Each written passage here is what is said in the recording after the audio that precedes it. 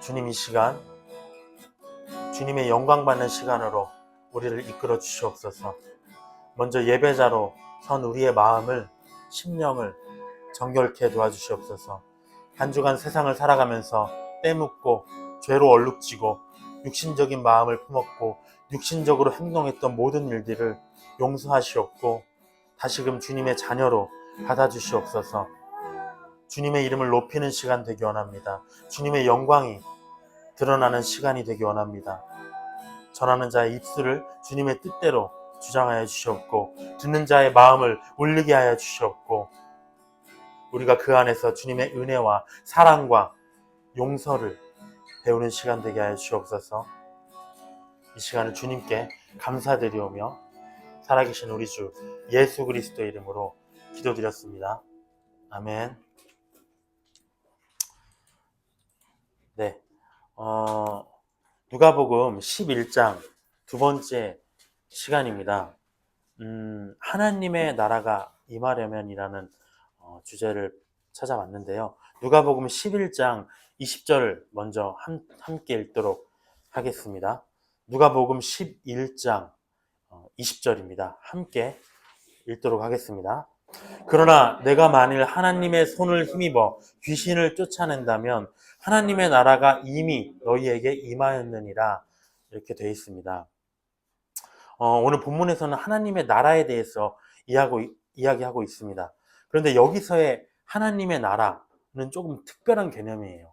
조금 신선한 개념입니다. 누가복음 17장 20절에 보면은 예수님이 뭐라고 하셨냐면 하나님의 나라가 어느 때에 임하느냐 바리새인들이 물어봤다는 거죠.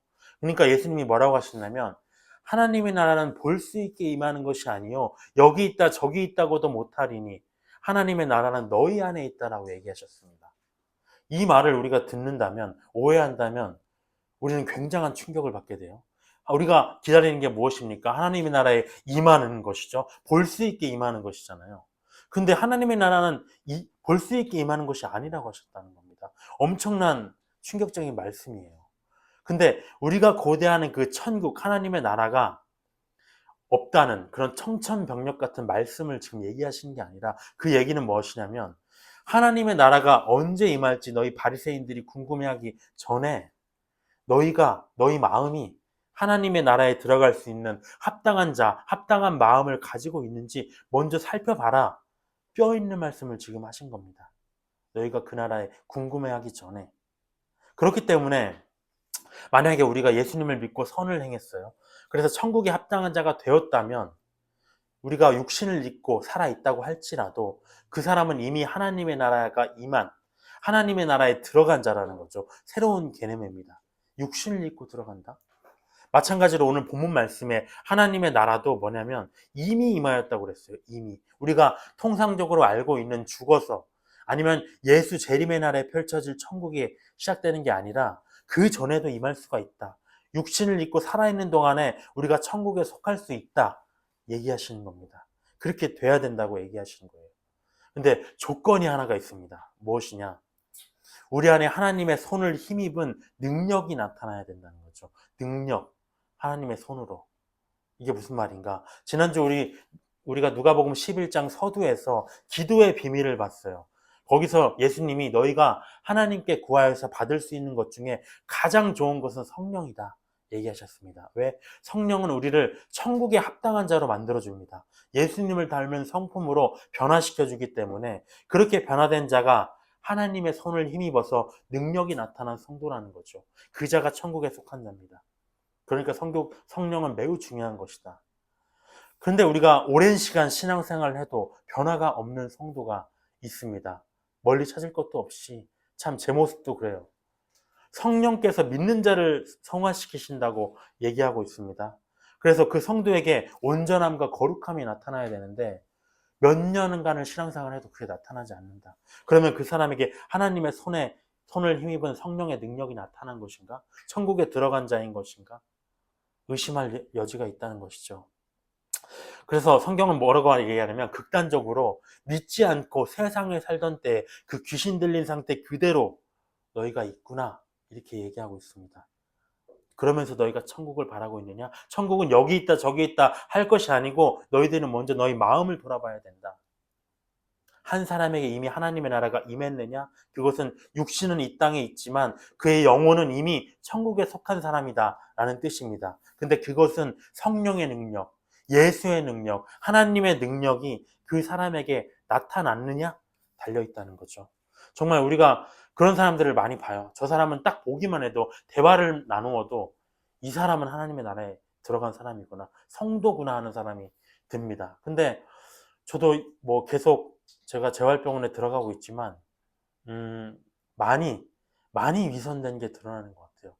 그 어머니들은 벌써 이제 물론 여자라서 그럴 수도 있겠지만 선우 보면 반갑다, 이쁘다, 잘 지냈니 관심을 많이 가져줘요. 근데 나는 오히려 어느 순간 보면은 내 아이만 챙기고 있어. 다른 애들이 오히려 나한테 눈길을 줘요.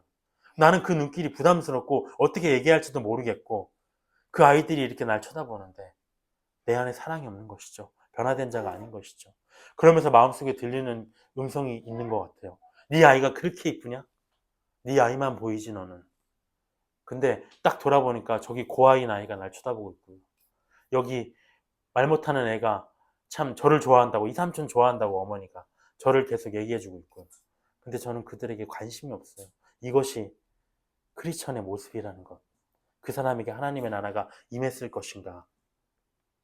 그래서 왜 우리가 이렇게 신앙생활에 문제가 있는 것인가? 이 내용들이 오늘의 내용들입니다. 하나님의 나라가 아직 예수를 믿고도 하나님의 나라가 임하지 않은 그 사람의 특징, 이유는 무엇인가? 14절부터 보겠습니다. 조금 내용이 디테일하게 보기 때문에 길 수가 있는데요. 그냥 차분하게 보시면 되겠습니다. 예수께서 한 말 못하게 하는 귀신을 쫓아내셨습니다. 귀신이 나가매 말 못하는 사람이 말하는지라. 무리들이 놀랍게 여겼으나 그 중에 더러는 말하기를 그가 귀신의 왕 바알세불 똥파리의 왕을 힘입어서 귀신을 쫓아낸다 하고, 또 더러는 예수를 시험하여 하늘로부터 오는 표적을 구했다고 합니다. 어떤 말 못하는 사람이 있었어요. 그에게 말 못하는 것이 그에게는 인생의 문제입니다. 변화되고자 하는 것이 무엇이냐면 그 말 못하는 문제거든요. 일생일대의 문제. 그 문제를 예수님이 해결해 주셨습니다. 그렇기 때문에 그 사람은 하나님의 능력을 힘입었어요, 지금. 그래서 단순히 육신만 치유받은 게 아니라 그 사람에게 이미 하나님의 나라가 임한 겁니다. 구원받은 겁니다. 근데 이 모습을 본 사람들의 반응, 정상적인 반응이 무엇이냐면 놀라워해야 되겠죠. 그 변화를 일으키신 하나님께 영광을 돌리고요. 그 일을 행하신 예수님을 믿어야 되겠죠. 근데 일부 사람들의 반응이 달랐다는 겁니다. 이 변화는 하나님의 능력이 아니야. 귀신의 능력이야. 이게 하나님의 능력이라면 표적을 보여봐라. 눈에 보이는 증거를 보여달라 요구했다는 것이죠. 말 못하는 자가 말하게 된 게 이미 증거 아닌가요? 이미 눈에 보이는 증거입니다. 근데 이들이 또 요구하는 건 무엇 때문이냐? 예수님을 믿고 싶지 않다는 거죠. 애초부터. 예수님이 하나님의 아들 메시아도 아니고 하나님의 능력도 행할 수 없는 자인데 왜 그가 이 능력을 행했느냐? 믿을 수 없다. 눈으로 목격하고도 믿지 않는 자인 것입니다. 17절에 예수께서 그들의 생각을 아시고 이르시되 스스로 분쟁하는 나라마다 황폐하여지며 분쟁하는 집은 무너진다. 맞는 말이죠. 너희 말이 내가 바알세불을 힘입어 귀신을 쫓아낸다 하니 만일 사탄이 스스로 분쟁하면 그의 나라가 어떻게 서겠느냐? 내가 바알세불을 힘입어 귀신을 쫓아내면 너희 아들들은 누구를 힘입어 쫓아내느냐? 그러므로 그들이 너희 재판관이 되리라. 말 못하는 것, 귀신 들림과 질병은 죄의 결과예요.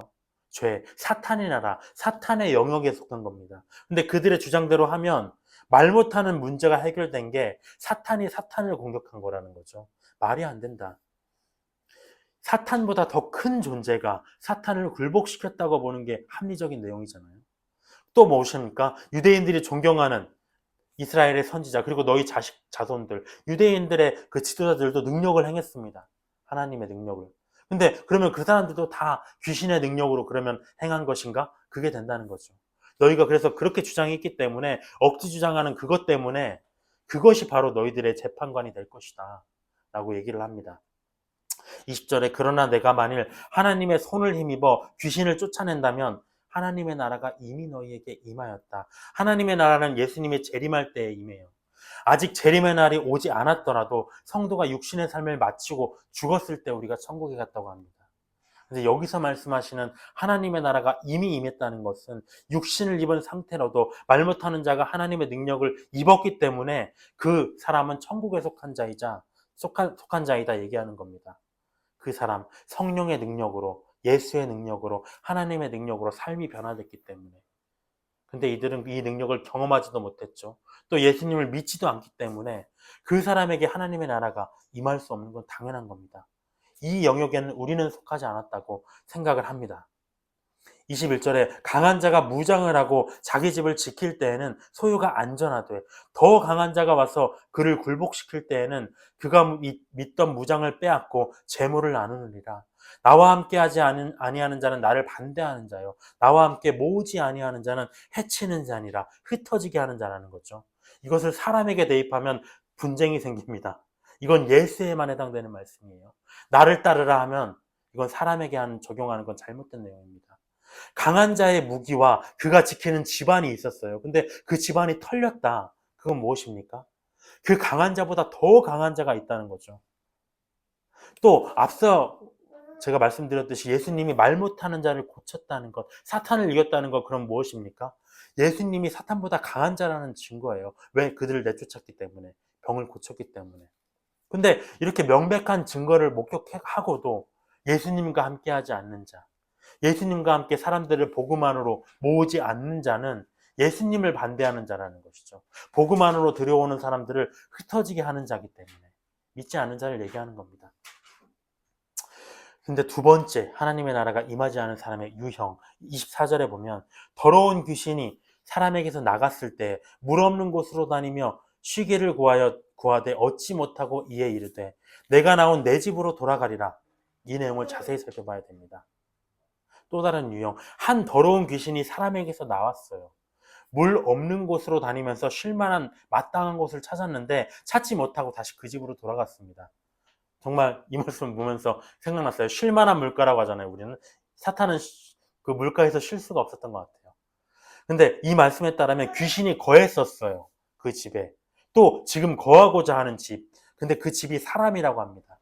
사람 안에 들어갔다고 했으니까. 사람에게서 나왔다 했으니까. 귀신이 사람 안에 들어가서 그를 사로잡고 주인 행세를 했었고요. 또다시 주인 행세를 하고자 한다는 것입니다. 근데 이 더러운 귀신은 일단 그 사람에게서 한번 나갔었어요. 우리가 좋은 집을 구했는데 그 사람이 자발적으로 나갈 일이 있습니까? 없어요. 귀신이 왜 나가느냐는 거죠. 자의로 나간 게 아닙니다. 그보다 더 강한 존재가 주인이 되고자 들어왔기 때문에 쫓겨난 거예요. 어쩔 수 없이. 그리고 우리가 조금 전에 말 못하는 사람을 고치시면서 귀신을 쫓아낸 분이 누구냐? 예수님이라는 걸 알고 있습니다. 그러니까 정리하면 이 사람은 처음에 예수님을 믿고 그분의 능력으로 귀신에게서 자유함을 얻었던 자예요. 한때 하나님의 나라가 임했던 자입니다. 능력을 경험하고. 예수님을 믿은 즉시로 그 안에서 주인 행세하던 더러운 귀신이 나가고 거룩한 성령님이 주인 되셨다는 거죠. 깨끗하게 되었던 자입니다. 그런데 25절에 가서 보니 그 집이 청소되고 수리되었거늘 이에 가서 저보다 더 악한 귀신 7을 데리고 들어가서 거하니 그 사람의 나중 형편이 전보다 더 심하게 되느니라. 쫓겨났던 귀신이 돌아와 봤어요. 그 사람 안에 자기를 쫓아냈던 그 강한 존재가 있었는데 없다는 거죠. 온데간데 없었습니다. 성령님이 안 계세요. 텅 비어 있었어요. 귀신이 웬 떡인가 싶었겠죠. 더 악한 7귀신을 데리고 들어와서 거했다고 합니다. 그러니까 나중 형편이 전보다 더 심해졌다. 예수님을 믿은 자의 상태가 믿기 전보다 더 안 좋아졌다는 거예요. 이것은 우리에게 매우 중요한 내용입니다. 예수님을 믿은 자 안에 성령님이 거하시지 않으면 변화는커녕 하나님의 능력이 임하기는커녕 인생의 문제가 더 악화될 수 있다는 겁니다. 근데 이상한 일이죠. 예수님을 믿는 자 안에 당연히 내주하셔야 되는데 성령이 어디로 가신 것인가? 우리가 데살로니가전서 5장 19절을 보면은 성령을 소멸하지 말라고 되어 있습니다. 성도 안에 계신 성령이 소멸될 수 있다는 거죠. 왜? 에베소서 4장 30절에 하나님의 성령을 근심하게 하지 말라고도 했습니다. 성령님은 인격이 계신 분이에요. 단순히 능력이 아니라 우리가 어떤 일을 행할 때 성령께서 인도하시는 길로 가고자 하지 않을 때 근심하십니다. 예수님을 믿고 성령으로 깨끗하여진 새 사람이 되었는데 에베소서 4장 22절 그 앞쪽에 보면 왜 근심하시는지 나와요.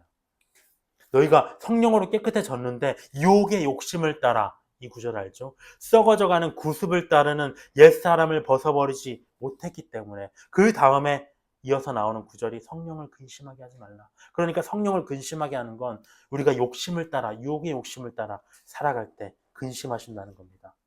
근데 한 번 참으시고 두 번 참으시고, 우리도 사람도 똑같잖아요. 어떤 사람과 관계를 하는데 한 번 참고 두 번 참고 세 번, 네 번 참았을 때 참을 수 있습니까? 소멸되는 거죠. 떠나가는 거죠. 관계가 깨어지는 거잖아요. 그것처럼 성령님께서도 더는 참지 못하시고 결국엔 떠나가시는 겁니다. 이 사람은 내가 있어봤자 나의 말을 듣지 않는구나. 내가 주인이 될 수 없는 자구나. 성경 역사 속에서도 있었습니다. 고린도 교회도 이러한 위기에 직면했었어요. 고린도전서 6장 15절을 한번 봐볼까요? 고린도전서 6장 15절을 한번 보도록 하겠습니다. 이 고린도 교회는 거룩한 성도였어요.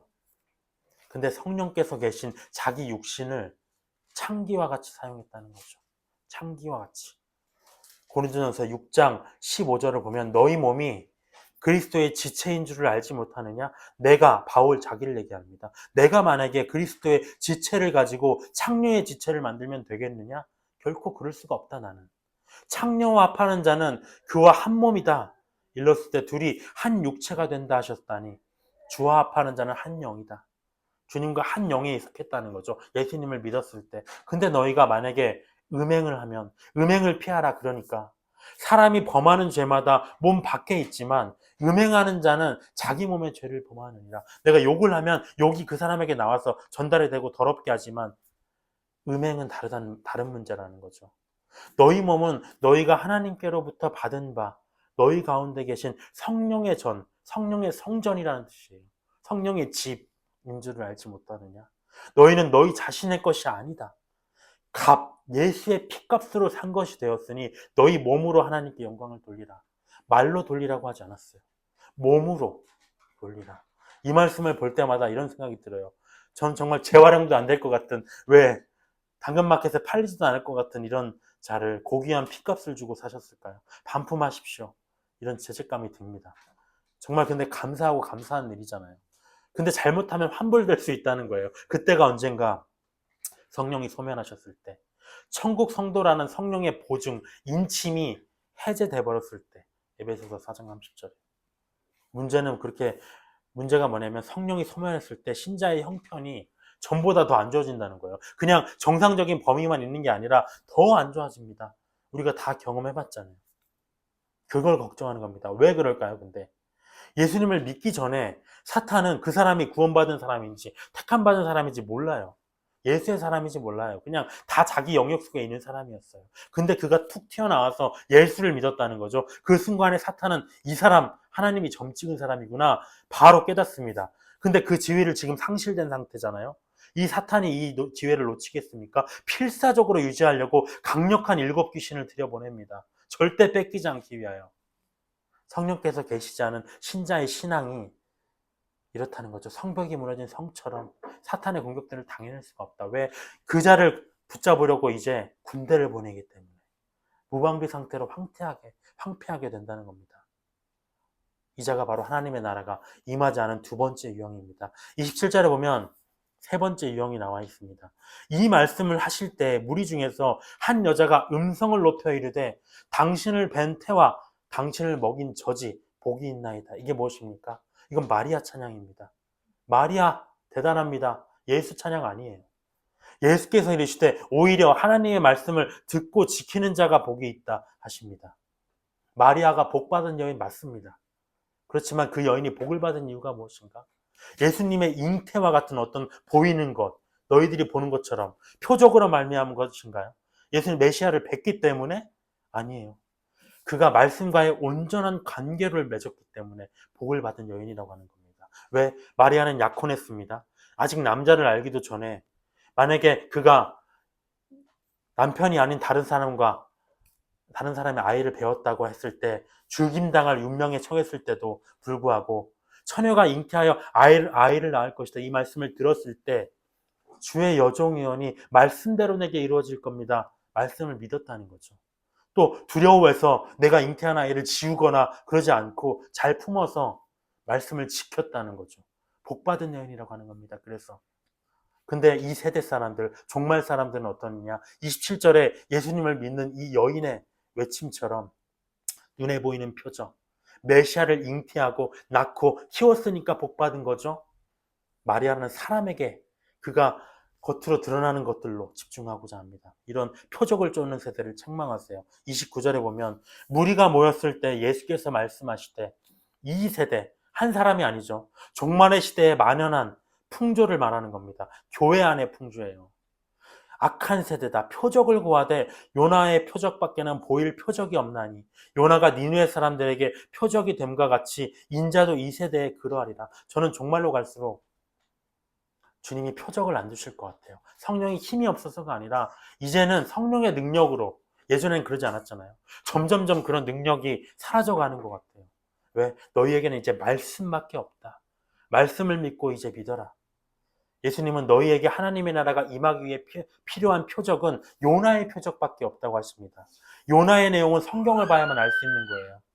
요나라는 사람 자체가 메시아를 증거하는 직접적인 예표라는 겁니다. 그러니까 우리가 성경을 통해서 요나가 겪은 일과 같은 일을 겪고 요나가 행한 일과 같은 일을 행한 자가 메시아라는 거죠. 근데 성경 안 보면 모르는 내용입니다. 근데 요나가 어떤 일을 겪었습니까? 고래 뱃속에 갇혔다가 3일 만에 육지에 토해져 살아났어요.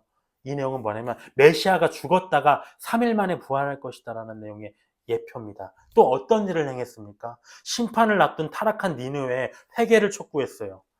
이와 같이 메시아도 심판을 앞둔 타락한 종말의 세상에 회개를 촉구합니다. 회개하라 천국이 가까웠다. 똑같잖아요.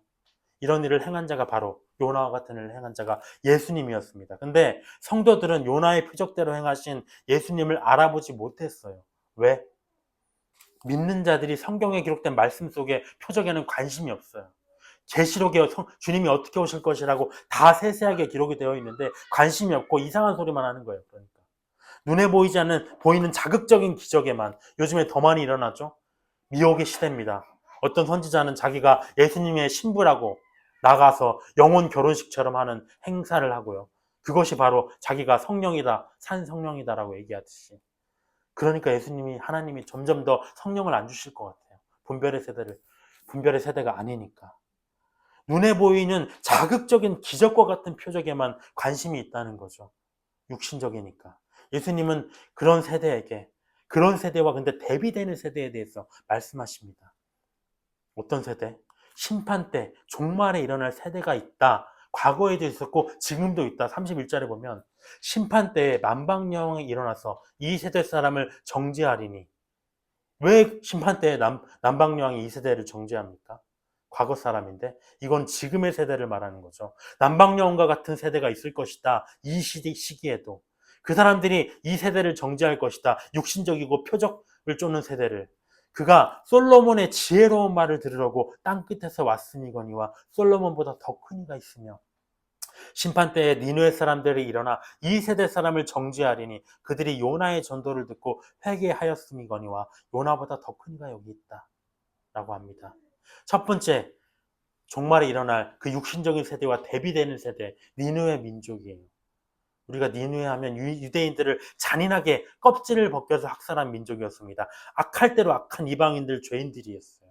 근데 사흘 동안 걸을 만큼 그 큰 성읍에 요나가 딱 하루 동안 돌아다니면서 건성건성 전한 하나님의 말씀, 니느웨가 심판받을 것이다. 이 말씀 듣고 짐승부터 왕까지 죄를 뒤집어 쓰고 다 회개했다는 거죠. 두 번째, 남방민족, 남방여왕입니다. 이 남방여왕은 열왕기상 10장에서 스바, 에디오피아 여왕이라고 나오죠. 그녀는 지혜자 솔로몬을 통해서 전해지는, 솔로몬을 보고자 온 것이 아니에요. 하나님의 말씀을 사모했어요. 지혜를 사모해서 이를 듣고자 땅끝에서 왔다는 거죠. 수고를 감수한 겁니다. 이런 세대가 있을 것이다. 이 민족들의 공통점, 말씀에 관심이 있는 세대예요. 그렇기 때문에 많은 사람들은 종말의 세대에도, 이 종말에도 말씀 운동이 일어날 것이다. 성령 운동이 아니라 말씀의 부흥 운동. 당연히 성령의 역사도 있겠지만 얘기하는 겁니다. 계속해서 말씀에 관한 이야기가 이어집니다. 33절에 보면 누구든지 등불을 켜서 속에나 말 안에 두지 않고 등경 위에 두나니 이는 들어가는 자로 그 빛을 보게 하려 함이라. 말씀에 대한 비유. 또 다른 비유는 등불의 비유입니다. 전에 누가복음 8장에서 봤어요. 주의 말씀은 내 길에 등불입니다. 시편 말씀처럼 등불은 말씀입니다. 마찬가지로 그 전에도 뭐라고 했냐면 등불을 올려놓은 등경이 있다고 했습니다. 등불이 말씀이면 등경은 사역자예요. 말씀을 전하는 사역자. 그러니까 등불의 기능이 뭡니까? 빛으로 어둠을 또 몰아내는 거잖아요. 말씀의 기능도 똑같다는 겁니다. 거룩한 빛으로 더러운 죄의 어두움을 다 몰아내는 거예요. 그러니까 예수님은 말씀이시고 빛이십니다. 그렇기 때문에 이 등경 위에 등불, 복음 사역자들이 전하는 말씀을 들은 사람들이 해야 할 일은 뭐냐면 아무것도 없어요. 그 빛을 보고 밝아지면 됩니다. 근데 그 빛을 누리지 못하는 자들이 있다는 거죠. 34절에 보면 네 몸의 등불은 눈이다. 네 눈이 성하면 온몸이 밝을 것이요 나쁘면 네 온몸이 어두울 것이다. 아리송한 말씀이잖아요. 신체 중에서 우리가 등불의 빛을 보는 기관이 딱 하나예요. 눈입니다. 말씀을 보는 기관도 눈으로 보는 거예요. 그렇기 때문에 네 눈이 성하면 말씀을 네가 볼 수 있으면 온몸이 밝아진다는 거죠. 내 육신 안의 죄, 어둠이 다 사라진다는 겁니다. 근데 반대로 내 눈이 나쁘면 말씀을 내가 볼 눈이 없으면 온몸이 다 어둡게 된다는 거죠. 육신이 세상으로 정욕으로 이끌려서 죄로 어둡게 된다는 겁니다. 그렇기 때문에 이렇게 하나님의 빛의 나라가 임하지 않은 사람의 유형은 말씀에 관심 없는 자다. 35절에 그러므로 네 속에 있는 빛이 어둡지 아니한가 보라. 네가 빛으로 말씀으로 충만하여서 네 온몸이 밝아져 있지 않은가 아니면 어두운가 보라. 내 속에 내 몸이 내 육신이 어떠한 상태인지 체크해 보라는 겁니다. 말씀의 빛이 바라지 못해서 죄의 어둠에 사로잡혀 있지는 않은가 보라는 거예요. 36절에 네 온몸이 밝아서 조금도 어두운 데가 없으면 등불의 빛이 너를 비출 때와 같이 온전히 밝으리라. 그런 거 느껴본 적 있나요? 햇살, 정말 센 햇살 속에서 그 햇살에 눈을 감고 있으면 정말 충만하잖아요. 온몸이 따뜻해지면서 완전히 내가 햇빛 속에 있다는 느낌. 온통 그 빛 가운데에서 어떤 느낌이 드냐면 와, 나에게는 한 조각의 어둠도 없구나. 그런 한 조각의 어둠도 나를 주장하지 못하는구나라는 걸 느낍니다. 충만한 말씀 속에 머무를 때 등불 속에 그 빛 속에 머무를 때 죄가 나를 주장할 수 없다는 거죠. 어둠이 한 조각도 있을 수 없다는 겁니다. 이 모든 말씀들의 정리는 무엇이냐? 육신적인 세대가 되지 말고 그들은 하나님의 나라가 임하지 않은 자다. 하지만 이 땅에서 살면서 육신을 입고 하나님의 나라를 경험하려면 말씀을 찾아야 된다. 니느웨와 같이 요나의 전도를 받은 남방 여왕의 자세와 같이 등불의 빛을 받으면서 살아야 된다는 것이죠. 마지막 네 번째입니다. 37절에 보면 예수께서 말씀하실 때 한 바리새인이 자기와 함께 점심 잡수시기를 청함으로 들어가 앉으셨더니 잡수시기 전에 손 씻지 아니하심을 그 바리새인이 보고 이상히 여기느니라. 주께서 이르시되 너희 바리새인은 지금 잔과 대접의 겉은 깨끗이 하나 너희 속에는 탐욕과 악독이 가득하도다. 어리석은 자들아 겉을 만드신 이가 속도 만들지 아니하셨느냐? 그러나 그 안에 있는 것으로 구제하라. 갑자기 구제를 얘기하세요. 그리하면 모든 것이 너희에게 깨끗하리라. 구제하라는 말이 뭡니까? 너희가 구제는 잘하고 있는데 구제를 하는 동기가 마음에 긍휼함이어야 된다는 거죠. 성경에 기록되었으니까 착한 사람으로 내가 보여야 되니까 구제해서는 안 된다는 겁니다. 마음으로 나와서 기도해라. 그리하면 모든 것이 너에게 깨끗할 것이다. 마음에서 우러나와서 선을 행할 때 진정으로 깨끗하게 된다는 것이죠. 하나님 나라가 임하지 않은 마지막 네 번째 유형은 형식적인 신앙생활을 하는 자예요. 이게 매우 중요하다고 생각합니다. 이 바리새인은 깨끗함을 좋아하는 자예요. 우리가 예수님을 믿고 신앙생활하는 이유 마찬가지입니다. 죄사함 받고 깨끗한 의인이 되려고 하는 거잖아요. 근데 바리새인이 생각하는 깨끗함과 예수님이 생각하는 깨끗함이 달랐습니다. 바리새인은 겉만 깨끗하면 깨끗한 거야. 내가 겉으로만 깨끗한 것처럼 말하고 행동하고 그러면 깨끗한 사람이 되는 거야. 그렇지만 이런 건 깨끗함이 아니잖아요. 이런 형식적인 신앙생활을 하는 사람들이 있습니다.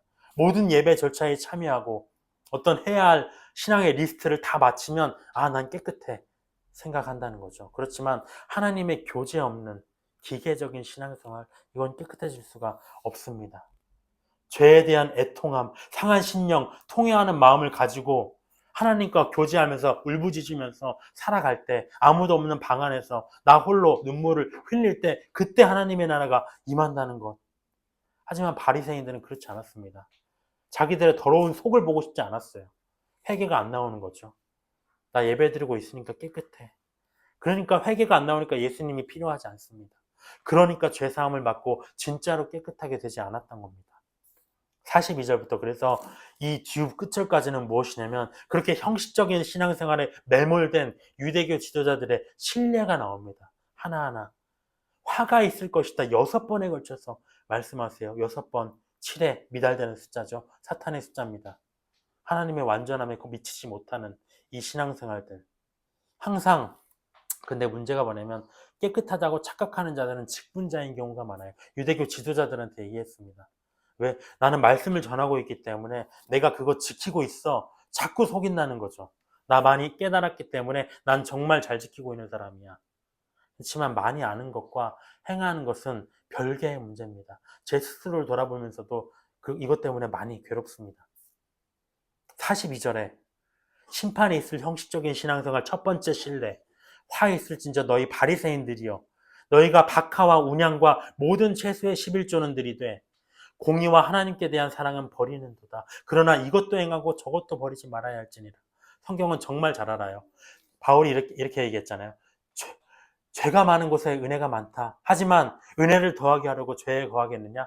이 말씀은 우리를 너무 잘 알기 때문에 만약에 우리가 하나님의 사랑을 더 중요시 여긴다고 하면 아무것도 안 할 거거든요. 그러면 심판이 있을 첫 번째 신뢰는 뭐냐면 율법은 열심히 지키는데 의와 사랑은 버렸다는 겁니다.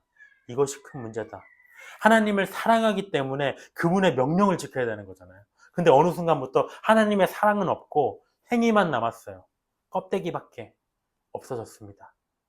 이렇게 되면 신앙생활이 타 종교에서 하는 불교와 다름없습니다. 고행과 수행이나 다름없어요. 내가 육신을 막 참아야 되고 열심히 막 하기 싫은데 구제해야 되고 이건 그냥 고행이잖아요.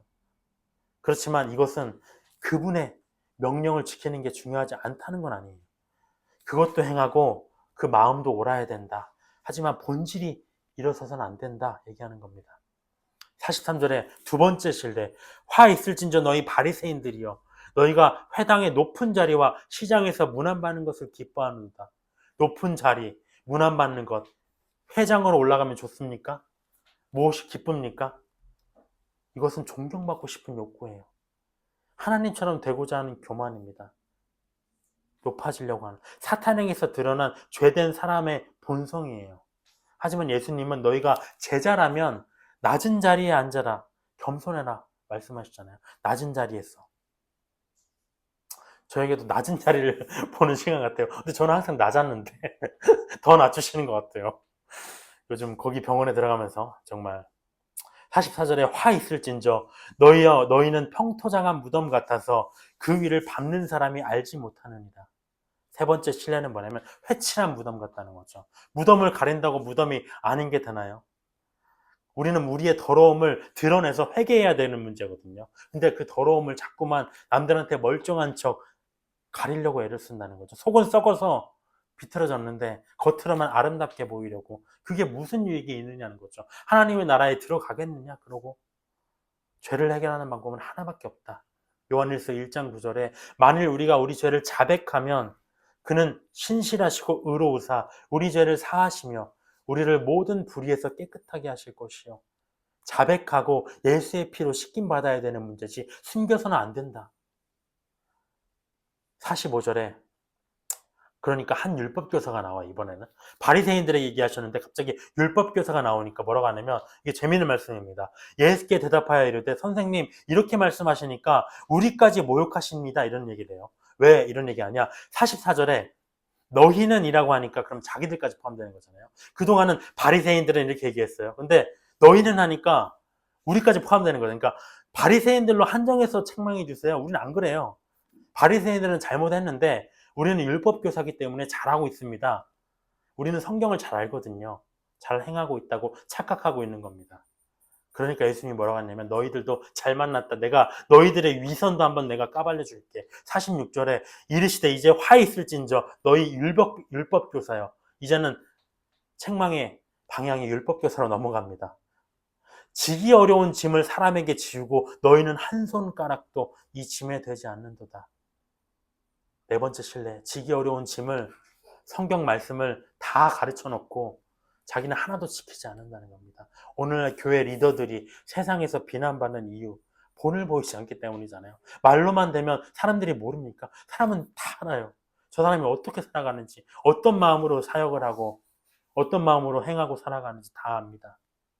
하지만 말하는 것과 행동하는 게 다르기 때문에 손가락질하고 성도들이 혼란에 빠져요. 성경에 기록된 지기 어려운 말씀들을 성도들에게 가르치면서 그걸로 책망하면서 자기는 아무것도 지키지 않는다. 이것 때문에 저도 정말 많이 괴롭습니다. 좋은 말씀을 가르친다고 좋은 행위를 하는 게 아니에요. 직분의 차이는 있지만 성경적인 자기 대면은 다 해야 됩니다. 남의 작은 티를 빼기 위해서라기보다도 내 안에 커다란 들불을 빼내기 위해서. 왜냐? 천국은 각자 가는 거거든요. 직분자라고 누가 천국에 들여보냅니까? 큰 성도 교회 목회자라고 누가 천국에 프리패스 해줍니까? 없어요. 조금이라도 더 공부하는 이유는, 가르치려고 공부하는 이유는 말씀에 조금이라도 더 접촉면을 늘려서, 저도 안 그러면 말씀을 안 보기 때문에 내가 먼저 죄로 죽지 않기 위해서 저도 성경을 가르치는 것입니다. 47절에 화 있을진저 너희는 선지자들의 무덤을 만드는도다. 그들을 죽인 자도 너희 조상들이로다. 너희 조상들이 죽인 선지자들의 무덤을 너희가 만들어서 뭐하느냐? 똑같은 동류들이다. 이와 같이 그들은 죽이고 너희는 무덤을 만드니 너희가 너희 조상의 행한 일에 증인이 되어 옳게 여기는도다. 무덤을 만든다는 건 자기들의 조상이 행했다는 걸 밝히는 거잖아요. 그렇기 때문에 하나님의 지혜, 말씀이죠. 성경이 일렀을 때 내가 선지자와 사도들을 그들에게 보내리니 그 중에서 더러는 죽이며 또 박해하리라. 창세 이후로 흘린 모든 선지자의 피를 2세대가 담당하되 곧 아벨의 피로부터 제단과 성전 사이에서 죽임을 당한 사가랴의 피까지 하리라. 내가 너희에게 이르노니 과연 2세대가 담당하리라. 종말의 세대가 다 담당한다는 거죠. 형식적인 신앙생활의 5번째 신뢰는 의인을 죽이는 거예요. 박해하는 거. 그들의 조상들은 하나님이 보내신 선지자들을 죽였습니다. 가까이에는 하나님의 영으로서 남유다 요아스 왕과 백성들의 죄악을 꾸짖는 의인 스가랴라고 되어 있는데 사가랴입니다. 스가랴 같은 말이죠. 그를 죽인 사건이 있었고요. 멀리에는 어떤 사건이 있었느냐? 하나님이 기뻐하시는 제사를 드린 의인 아벨을 죽인 사건이 있었다는 거죠. 그들이 다 너희의 조상이다. 그들이 하나님의 사람들을 죽인 이유가 무엇이냐면 자기의 죄를 책망했기 때문에 거기에 대한 분노. 지금 이 바리새인들과 유대교 지도자들이 예수님의 책망을 받고 이렇게 반응하잖아요. 그리고 또 하나는 자기보다 더 의로운 자들에 대한 질투. 아, 저 사람 왜 이렇게 의로운 척해? 질투입니다. 후손들의 행위도 다르지가 않았어요. 하나님의 아들이신 의인 예수님을 십자가에 못 박여 죽였기 때문에 너희도 똑같은 사람들이다. 52절에 화 있을진저 너희 율법교사야. 마지막입니다. 너희가 지식의 열쇠를 가져가서 너희도 들어가지 않고 들어가고자 하는 자도 막았느니라. 지식의 열쇠를 가지고 자기도 들어가지 않고 남도 못 들어가게 한다. 악독한 사람이죠. 성경에서 지혜와 지식은 다 말씀입니다. 말씀이 열쇠라고 해요. 어떤 열쇠? 하나님의 나라 천국문을 여는 열쇠라는 겁니다. 열쇠 없으면 못 들어가잖아요. 우리가 찾던 열쇠고 가장 중요한 열쇠입니다. 근데 율법 교사들은 그걸 무용지물이 되게 했어요. 왜? 성경을 가르친다고는 하는데 성경이 예수님을 가르치는 건지 알지도 못한 채로 가르치고요. 성경이 천국에 들어가고자 성경을 배우려는 자에게도 자기도 모르면서 잘못 가르치게 된다는 것. 그러니까 아무리 성경을 가르치고 배워도 예수님을 모르니까 천국문이 열리지가 않는 것이죠. 맹인이 맹인을 인도해서 둘 다 지옥의 구덩이로 빠지게 되는 겁니다. 양들의 입장에서 그러니까 내 목자를 누구로 선택하느냐 매우 중요한 문제, 죽고 사는 문제라는 겁니다. 그러니까 52절에 그 자기 조상들의 모습과 똑같습니다. 좋은 말을 전하니까 서기관과 바리새인들이 거세게 달려들어 여러 가지 일을 따져 묻고 그 입에서 나오는 말을 책잡고자 하여 노리고 있더라. 완악해진 모습들. 책망을 들었을 때 나에게 해당이 안 되면 그냥 다행이다 넘기면 됩니다. 하지만 나에게 책망이 다가오면 말씀의 문제가 아니죠. 나의 문제입니다. 근데 그 말씀을 전한 자를 시기하고 질투하고 죽이려 했던 완악한 모습들, 이들에게 하나님의 나라가 임할 리가 없죠. 오늘의 내용들, 신앙생활의 목적, 회개하고 천국 가는 거예요. 세례요한도 그렇고요. 예수님도 그렇고요. 회개하라. 천국이 가까웠다. 이 한 가지 메시지만 전하셨습니다. 근데 천국은 죽어서 가는 게 아니에요. 하나님은 예수님을 믿는 우리가 이 땅에서 천국의 안식을 누리시기를 바라십니다. 근데 그러지 못하는 이유가 뭐냐? 하나님의 나라가 임하지 않은 이유? 첫 번째, 예수님을 믿지 않기 때문에. 당연한 거죠. 복음을 듣고 복음의 능력을 보고도 귀신의 능력이다 했기 때문에. 두 번째, 예수님 믿고도 성령이 소멸했기 때문에. 원죄의 사함을 받았어요. 하지만 삶 속에서 매일 육신의 죄 속에 끌려다니면서 성령의 책망을 계속 무시하면서 한 번 십자가에 못 박히셨으니까 다시 한 번 십자가에 못 박혀 주시면 되지. 히브리서 말씀이잖아요. 하나님의 아들을 드러내놓고 욕되게 하기 때문에 성령께서 소멸되셨다는 거죠. 성령을 회방하는 죄. 방법이 없습니다. 심판받기에 합당한 더 악한 상태로 미끄러져 바닥까지 내려간다는 것. 세 번째는 말씀에 관심이 없다. 등불처럼 내 어둠을 밝히는 게 말씀인데 진리로만 깨끗해지고 거룩해질 수 있는데 그걸 거부하니까 맑은 물이 내 영혼육을 씻어내지 못하는 것. 마지막 네 번째는 가장 중요한 형식적인 신앙생활. 진심이고 관계잖아요. 신앙생활은. 우리가 사람과의 관계를 하려고 해도 마찬가지입니다. 영혼 없이 그냥 잘 대해주면 관계가 좋아지나요? 안 돼요. 사람과의 관계를 위해서도 하물며 진솔해야 되는데, 친밀해야 되는데, 하나님과는 얼마나 그래야 되겠느냐. 내 모든 문제들을 그분께 고하고, 그분께 지침을 받고 살아가야 되는데, 오늘 말씀 속에서 내가 하나님의 나라에 속한 자인가? 천국 성도인가? 돌아봐야 되겠습니다. 일방적으로 주여 주여 하는 것은 소용이 없잖아요. 예수님이 반기셔야 되잖아요. 천국 갔을 때. 반기시는 자가 되어야 천국에 들어갈 수 있습니다. 기도로 마치도록 하겠습니다.